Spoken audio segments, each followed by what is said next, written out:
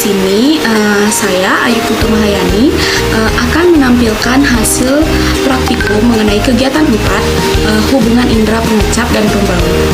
Di sini terdapat hasil praktikum dari kelompok 1 yang dimana menggunakan uji coba mahasiswa bernama Lia, Lovita, Dita, dan Arya.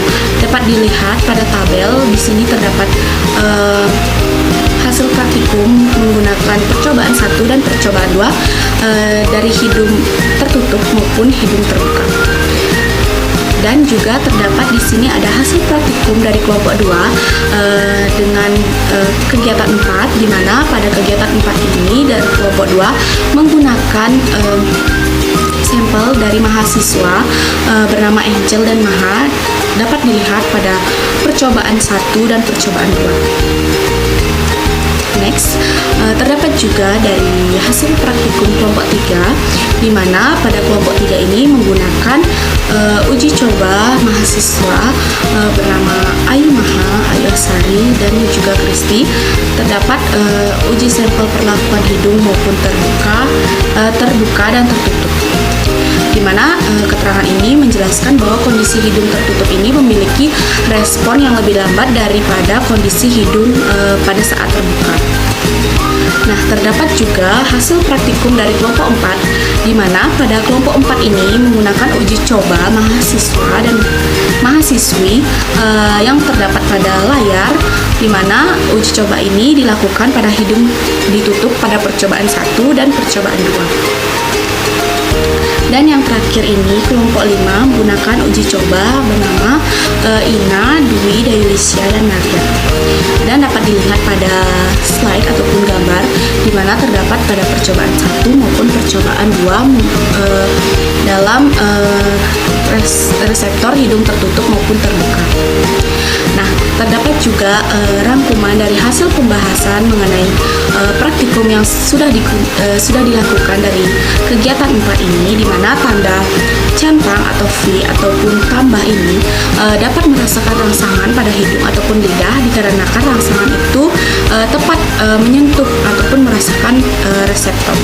Dan sedangkan pada tanda means itu tidak dapat merasakan rangsangan pada hidung ataupun lidah dikarenakan rangsangan itu tidak menyentuh ataupun tidak dapat merasakan reseptornya. Nah, selanjutnya ada respon lidah saat dikenakan rangsangan ataupun buah, di mana lidah ini akan merasakan sensasi seperti rasa asam, manis, atau pahit, dan asin. Nah, terdapat juga respon hidung saat dikenakan ataupun didekatkan rangsangan ataupun buah yang sudah diuji cobakan, maka hidung akan menyesuaikan aroma dari buah tersebut. Nah, hal ini berkaitan dengan reseptor dari lidah. Jadi, aroma dari makanan tersebut dapat mempengaruhi rasa yang kita rasakan. Misalnya, ketika kita makan makanan yang memiliki aroma kuat, seperti contohnya buah jeruk yang sudah dilakukan. Nah, aroma tersebut juga akan mempengaruhi rasa makanan tersebut. Nah, di sini terdapat juga LKM ataupun pertanyaan dari kegiatan praktikum yang sudah dilakukan, di mana pertanyaannya ini berupa yang pertama itu bagaimana hubungan antara indera pengecap dan indera pembau, dan jelaskan. Nah, di mana terlihat pada slide itu di mana indera pengecap dan indera pembau keduanya itu berfungsi untuk membantu manusia memperoleh informasi tentang lingkungan sekitar mereka melalui bau ataupun melalui rasa. Nah, di mana indera pengecap ini terletak di lidah dan mampu mengenali rasa asam, manis, asin, pahit, dan umami ataupun campuran. Sedangkan indera pembau ini terletak di hidung dan mampu mengenali berbagai macam bau seperti aroma makanan, aroma bau bunga, ataupun bau busuk.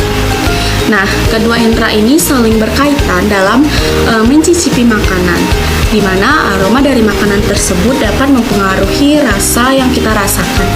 Misalnya, ketika kita makan makanan memiliki aroma yang kuat seperti bawang putih, aroma tersebut juga akan mempengaruhi rasa makanan tersebut. Nah, pertanyaan LKM yang kedua, mengapa jika kita kita mengalami flu ataupun pilek, nafsu makan menjadi menurun. Nah, ketika kita mengalami flu ataupun pilek, tubuh kita sedang berjuang melawan infeksi virus yang menyebabkan gejala-gejala seperti pilek, demam, sakit kepala, dan lain-lain.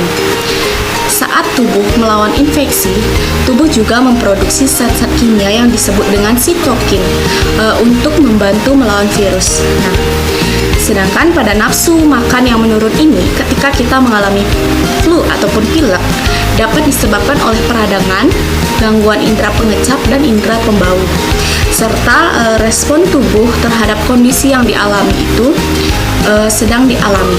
Namun, penting untuk memastikan bahwa kita tetap mengkonsumsi makanan ataupun minuman yang sehat untuk membantu tubuh melawan infeksi dan mempercepat pemulihannya. Nah, terdapat juga pertanyaan LKM yang ketiga, dimana pertanyaan ini sebagai berikut, yaitu faktor-faktor apa saja sih yang mempengaruhi nilai OVT dan ORT seseorang? Jelaskan. Nah, terlihat pada gambar ataupun pada slide ini, di mana nilai OVT atau openness to expression dan ORT atau orderliness adalah 2 dari 5 faktor dari model Big Five dalam psikologi kepribadian. Nah, OVT ini merujuk pada seberapa terbuka seseorang terhadap pengalaman baru dan ide-ide yang tidak terbiasa ataupun tidak biasa.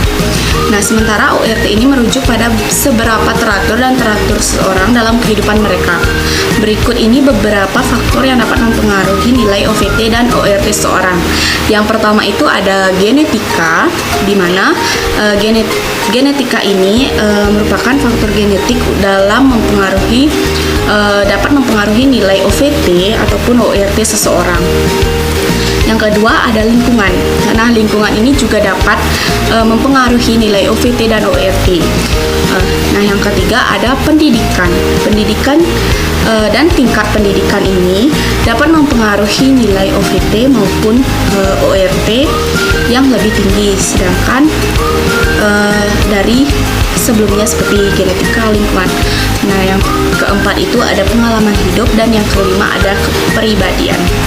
Secara keseluruhan, nilai OVT dan ORT itu seseorang dipengaruhi oleh sejumlah faktor yang kompleks, termasuk juga genetika, lingkungan, pendidikan, pengalaman hidup, dan faktor kepribadian. Namun nilai-nilai ini dapat berubah seiring waktu dan pengalaman hidup, dan bukanlah sesuatu yang tepat dan tidak dapat untuk diubah. Baik, mungkin sekian materi yang dapat saya sampaikan mengenai kegiatan 4 indera pengecap dan indera pembau. Baik, sampai jumpa di lain waktu dan terima kasih.